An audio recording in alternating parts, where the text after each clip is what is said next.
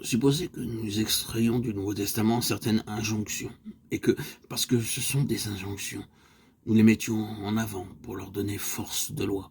Par exemple, les femmes dans l'Assemblée doivent avoir leur chapeau. C'est dans la parole de Dieu. Mais si l'on en fait un article de code à l'usage des réunions religieuses, je crains bien que la valeur spirituelle qu'on pourra en retirer ne soit bien minime. Peut-être même la chose soulèvera-t-elle dans le secret de telle ou telle conscience une sourde animosité. De fait, on peut tomber dans un légalisme chrétien qui est tout aussi réel et tout aussi mortel que l'était le légalisme juif. Quand l'apôtre parle de la tête qui doit être couverte ou découverte, suivant qu'il s'agit de l'homme ou de la femme, quand il entretient ses correspondants de la place que la femme doit garder en s'abstenant d'usurper une autorité qui ne lui appartient pas.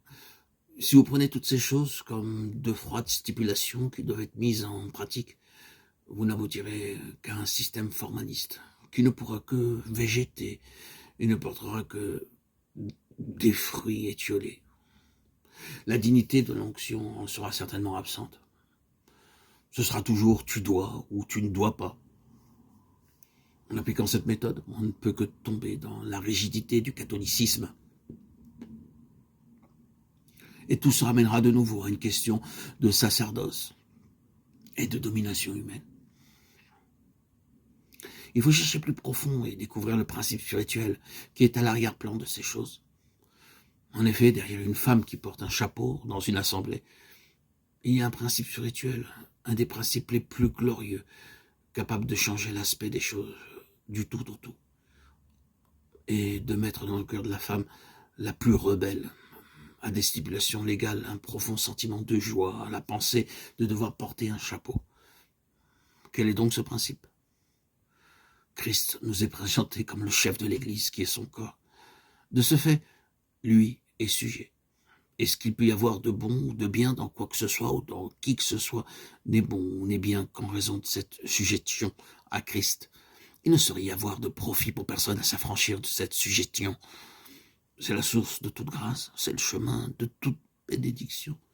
Oui, la souveraineté absolue du Seigneur Jésus sur nous tous, notre acceptation pleine et entière de cette souveraineté.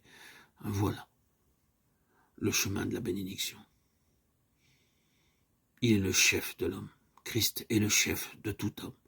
L'homme est le chef de la femme. L'homme est le chef de la femme, comme Christ est le chef de l'homme. Femmes, soyez soumises à vos maris. Maris, aimez-vous. Aimez vos femmes comme Christ a aimé l'Église. Et s'est livré lui-même pour elle. Quel est-il donc ce principe ?